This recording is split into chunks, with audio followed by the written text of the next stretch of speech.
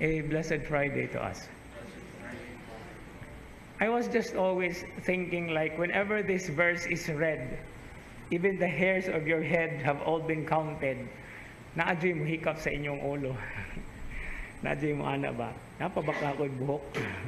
Anyway, let me have a focus on the first reading today, because St. Paul, in his letter to the Romans, takes Abraham as the epitome, as the example of people who are faithful.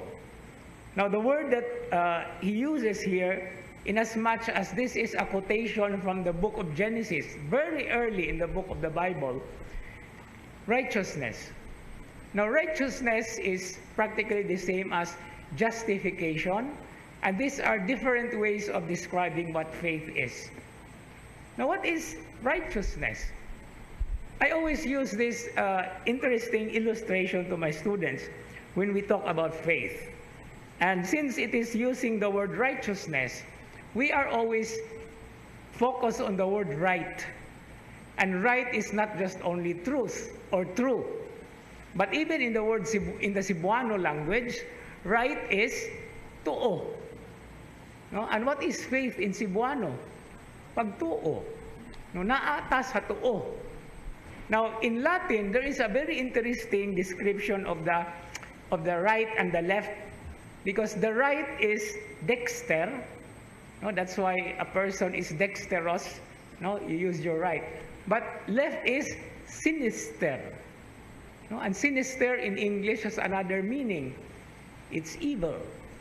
So there is a very interesting description here of the sides, the right and the left.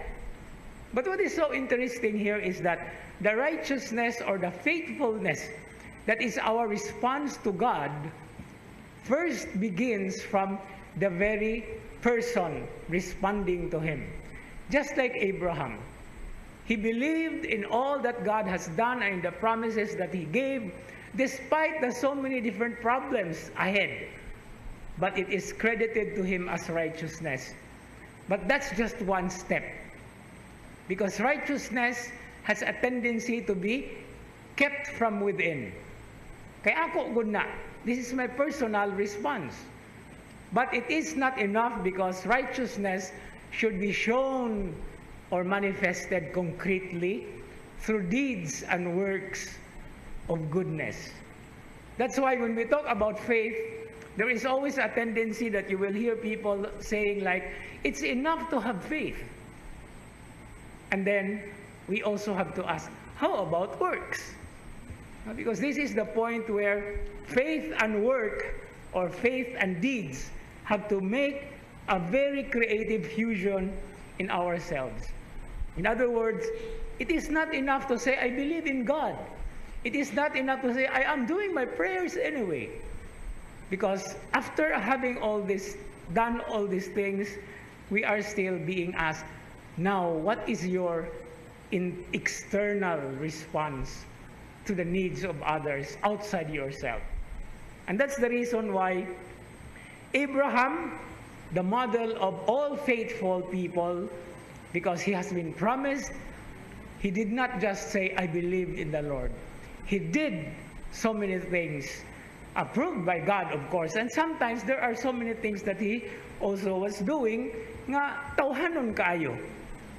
That's why when we go back to the book of Genesis, Abraham was actually considered righteous because he believed in God. But the ultimate description and manifestation of his faithfulness is when he responded to the test of God to offer his son Isaac.